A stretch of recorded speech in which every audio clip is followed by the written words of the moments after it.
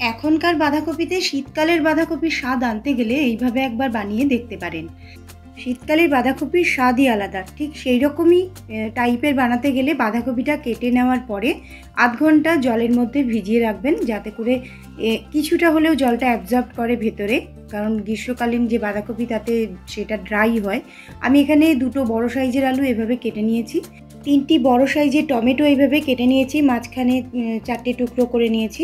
ফোড়নের জন্য নিয়েছি তেজপাতা, গোটা জিরে, শুকনো লঙ্কা, আর নিয়েছি দারচিনি, লবঙ্গ আর এলাচ।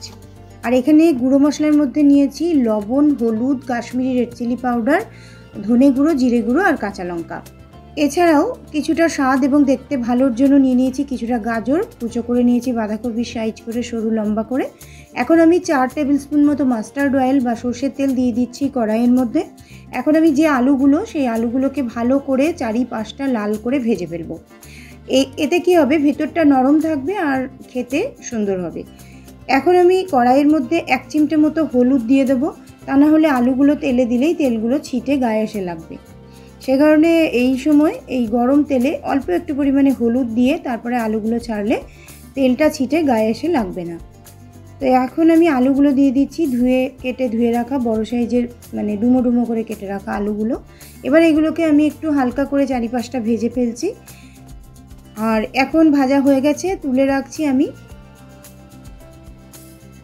অল্প একটু সর্ষের তেল আরও অ্যাড করে দিলাম। এখানে দিয়ে দিচ্ছি এখন আমি ফোড়নে যেগুলো নিয়েছিলাম সেগুলো দিয়ে ভালো করে ফোড়নটাকে ভাজা ভাজা করে নিয়ে আদাটা, এখানে 1 ইঞ্চি মতো আদা আমি গ্রেট করে নিয়েছিলাম দিলাম, কিছুটা কাঁচা লঙ্কা দিলাম, কিছুটা দিলাম জিরে গুঁড়ো, ধনে গুঁড়ো দিলাম 1 চামচ, দিয়ে দিলাম স্বাদ অনুযায়ী লবণ, দিয়ে দিচ্ছি হলুদ, আর দিয়ে দিচ্ছি কাশ্মীরি রেড চিলি পাউডার। এগুলো সমস্ত একটু হালকা ভাজা করে নিয়ে যেগুলো টমেটো, 4টে বড় সাইজ টমেটো আমি এখানে কেটে রেখেছিলাম সেটা দিয়ে দিচ্ছি। যেহেতু এটা গ্রীষ্মকালীন বাঁধাকপি, সেহেতু এটাকে এইভাবে রান্না করে খেয়ে দেখবেন, অসাধারণ খেতে হয়। এবং না হলে কিন্তু কীরকম একটা যেন ঘাস ঘাস মতো লাগে, খেতে অতটা স্বাদের হয় না। তো এইভাবে টমেটোটা একটু বেশি দেবেন। আর যদি টমেটো বাড়িতে না থাকে টক দই দিয়েও আপনারা করতে পারেন। তো টমেটোটা লবণ দেওয়ার পরে হালকা একটু স্ম্যাশ করে নিলাম খুন্তির সাহায্যে। তারপরে আমি এবার বাঁধাকপিগুলো এর মধ্যে দেব। টমেটোটা কিন্তু গলে আসার পরই বাঁধাকপিটা এর মধ্যে অ্যাড করবেন, নাহলে টমেটোটা কিন্তু গলবে না, গোটা গোটা হয়ে থাকবে। তো বাঁধাকপিগুলো এবার জল থেকে ঝরিয়ে নিয়ে এর মধ্যে দিয়ে দিচ্ছি।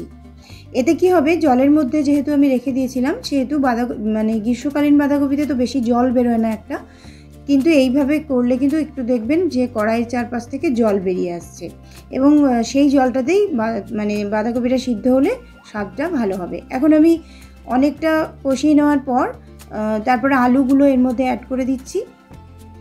আলুগুলো অ্যাড করে দিয়ে ভালো করে মিশিয়ে নিয়ে আরও 3 থেকে 4 মিনিটের জন্য এটাকে হতে দেব। কিছুটা কাঁচা লঙ্কা দিলাম গন্ধের জন্য, স্বাদের জন্য। ভালো করে নাড়াচাড়া করে দিচ্ছি মাঝে মাঝে, যাতে তলায় লেগে না ধরে। আমি কিন্তু বাইরে থেকে কোনো জল অ্যাড এখনও করিনি। আবার এটাকে ঢাকনা চাপা দিয়ে মিনিট 5-এর জন্য রান্না করে নেব। মিনিট 5 পর এটাকে খুলে নিলাম। জল কিন্তু এখনও এর মধ্যে রয়েছে। এখন অ্যাড করে দিচ্ছি আমি চিনি। চিনিটা দিলে স্বাদের একটা ব্যালেন্স হবে আর খেতেও সুন্দর হবে। এখানে দিয়ে দিচ্ছি আমি 1 টিস্পুন মতো ঘি। এবার একটু ভালো করে নাড়াচাড়া করে নিচ্ছি। ঘিটা দেওয়াতে এটা পুরোপুরি মিশে আসবে, তরকারি এবং আলু সবের মধ্যে একটা মেলবন্ধন চলে আসবে।